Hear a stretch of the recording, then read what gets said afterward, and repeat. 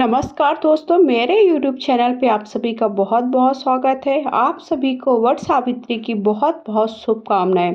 साल 2024 में वट सावित्री व्रत किस दिन रखें, वट सावित्री के दिन आपको कैसे वट वृक्ष की पूजा करनी है, घर पर कैसे पूजा करें। देखिए, अगर आपको वट वृक्ष नहीं मिलता तो आपको घर पर कैसे पूजा कर सकते हैं।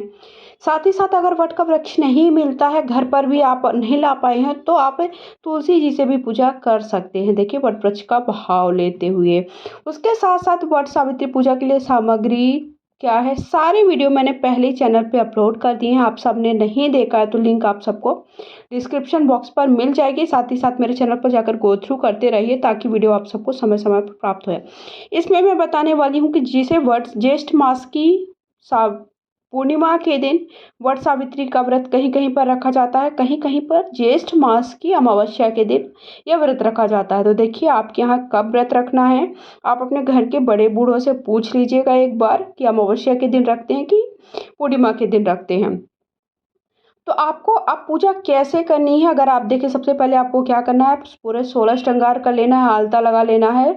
हो सके तो शादी का जोड़ा पहने। अगर आप पहली बार व्रत रख रहे हैं तो शादी का जोड़ा अवश्य पहने, कितना भी देखिए मुश्किल हो, लेकिन शादी का जोड़ा पहने और शादी की ही चुनरी ओढ़े। लेकिन अगर आप किसी कारणवश नहीं पहन पा रहे हैं तो शादी की चुनरी जरूर ओढ़ें। पूरा 16 श्रृंगार कर लीजिए। 16 श्रृंगार कौन कौन से करने, उसका वीडियो मैं अलग से शेयर करूंगी। पूरे 16 श्रृंगार करने के बाद आप जहाँ पर भी पूजा करने वाले वहाँ की पूरी एक दिन पहले पूरी पूजा की सामग्री एकत्रित कर लीजिए ताकि कोई भी चीज़ भूले ना। सारी सामग्री एकत्रित करके एक बैग में रख लीजिए। उसके बाद आप वट वृक्ष के नीचे पूजा करने पहुंच जाइए। पूजा करने के लिए सबसे पहले देखिए, वहाँ पर बहुत सारी महिलाएं मिलती हैं।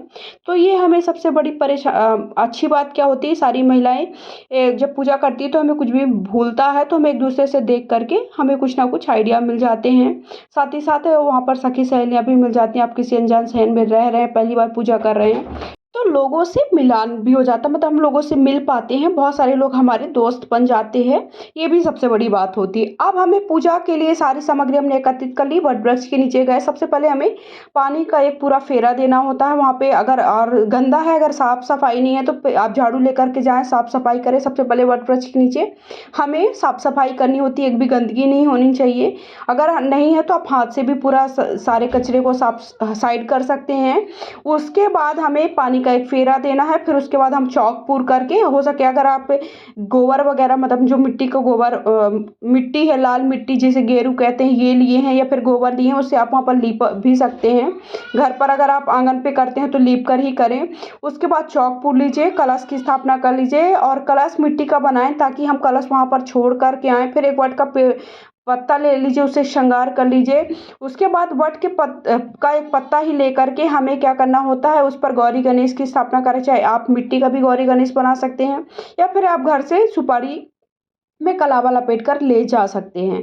फिर कलश की स्थापना करके हम पूजा का भाव लेते हुए पूजा का संकल्प ले लीजिए।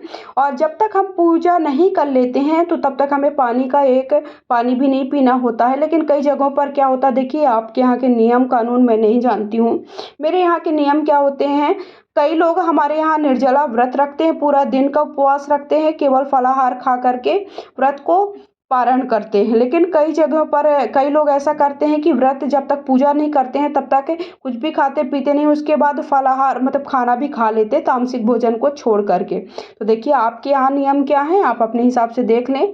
उसके बाद देखिए मैंने शुद्ध जल के छींटे दे करके कलश को गौरी गणेश का पूजन कर दी। फिर ये हमारा एप्पल कहलाता है, जो कि चावल के आटे पर थोड़ा सा हल्दी डाल करके बनाया जाता है। इसे हमें पूरे हाथ के छापे देने होते हैं, जो कि वट वृक्ष पर भी दे दीजिए और जो आप पंखा लेकर के आए उस पर दे दीजिए, और जो भी हमने भगवान बैठाए सभी पर। वहाँ पर देखिए, मेरे जहाँ पर मैं पूजा करने गई थी वहाँ पर देवी माता, दुर्गा माता, मतलब एक माता की भी मूर्ति रखी हुई थी। बहुत अच्छी बात है। शिव जी का शिवलिंग भी रखा हुआ था, बहुत सारी फोटोज रखी हुई थी भगवान की, तो मैंने उनका भी पूजन कर दिया, क्योंकि बहुत ही अच्छी बात है कि हमें वहाँ पर पूजा के लिए बहुत सारी चीज़ें मिल गई। और देवी माता और मतलब वैसे शिव पार्वती का भी पूजन कर सकते हैं। और वट सावित्री की कथा की किताब है तो वो रख के उनका भी पूजन करें, लेकिन मेरे पास नहीं थी तो मैं वट वृक्ष पर भी वट सावित्री और सत्यवान का भाव लेती हूँ। मैंने पूजन कर दिया। फिर फूल चढ़ा दीजिए, वस्त्र रूपी कलावा चढ़ा दिए। वस्त्र के लिए आप अगर वस्त्र लेकर के आए हैं वो भी चढ़ा सकते हैं। तो इस तरह से हमें वट सावित्री व्रत के दिन सभी महिलाएं आपस में मिल कर के पूजन करती हैं। फिर उसके बाद सुहाग लेना बिल्कुल भी ना भूलें, इस बात का विशेष ध्यान रखें। मेन बात क्या है, आपको देखिए वट सावित्री के दिन पति का पूजन कैसे करना वो बताने वाली हूँ मैं इस पर। लेकिन मैंने कुछ वीडियो उसका भी ऐड कर लिया ताकि मैं आपको पूरी पूजा बता सकूं कि पहले पूरी पूजा हमें वट वृक्ष के नीचे करनी है। जब हम पूरी पूजा कर लेंगे, पूजा करने के बाद जब हम घर वापस तो हमें घर वापस आकर ही अपने पति का पूजन करना होता है। जो हम पंखा देखिए, 2 पंखे लेकर के जाना है आपको वट वृक्ष के नीचे। एक पंखे को वहां पर छोड़ कर के आते हैं और एक पंखे से हम घर पर आकर पति का पूजन करते हैं, उन्हें पंखा झेलते हैं। लेकिन कई जगहों पर आपके नहीं, मेरे पास एक ही पंखा था, मैं एक ही पंखा लेकर के गई हूँ। आप अपने पंखे पर नाम अवश्य लिख दें अपने पति का, क्योंकि क्या होता है कई लोग वहां पर पूजा करते होते हैं, एक साथ जब पूजा करते हैं तो हमारे एक जैसे पंखे होते हैं तो वो मिसमैच हो सकते हैं, मतलब इधर उधर हो सकते हैं।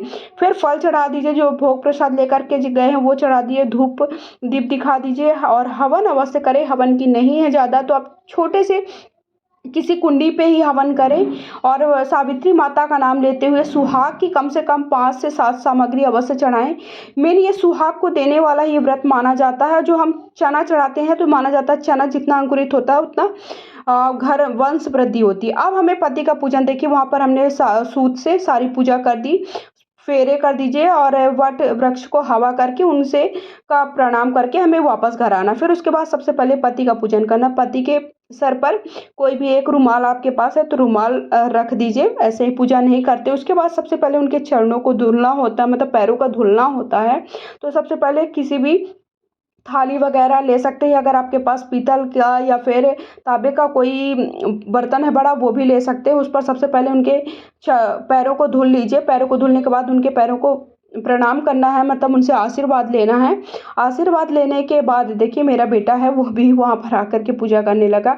हल्दी से और चंदन से एक तिलक लगाना होता है, तो वो तिलक हमें आप छोटा लगा रहे हैं मतलब गोल या लंबा लंबा लगाया जाता है तो मैंने लंबा तिलक लगा दिया। आप चाहें तो आपके पास अगर चंदन है तो चंदन से भी लगा सकते हैं। तिलक लगाने के बाद हम उनके पैरों को फिर से प्रणाम कर रहे हैं और फूल से और हल्दी कुमकुम मैंने उनके पैरों पर भी लगाकर पूजन कर दिया है उनके पैरों का। और फिर उसके बाद जो रक्षा सूत्र है वो एक रक्षा सूत्र मैंने 2 देखे वहाँ पर जब पूजा कर रही थी तो 2 मैंने रक्षा सूत्र रखे थे। तो एक रक्षा सूत्र आप घर लेकर के आइए, एक रक्षा सूत्र वहीं पर आप छोड़ दीजिए। एक रक्षा सूत्र मैं घर पर लेकर आई हूँ जो कि पति के दाहिने हाथ पर बांध दीजिए भगवान का भाव लेते हुए और उनकी दीर्घायु के लिए। उसके बाद रक्षा सूत्र बांध दीजिए अच्छे से। ये देखिए मेरा बच्चा तब तक कलाकारी में जूझा हुआ है वो। तो अभी तक मेरे चैनल को सब्सक्राइब नहीं किया, मेरा वीडियो आप सबको ये पसंद आए, जानकारी भरा लगा तो प्लीज़ चैनल को सब्सक्राइब कर दिए। कमेंट बॉक्स में जा करके जय सावित्री सत्यवान अवश्य लिखिएगा। उसके बाद हमें पंखा झेल करके पति को फिर से चरणों के स्पर्श करना और सावित्री और सत्यवान से अपने सुहाग की दीर्घायु के लिए कामना करें। आई होप आप सबको ये वीडियो बहुत ही पसंद आया होगा, जानकारी भरा लगा होगा।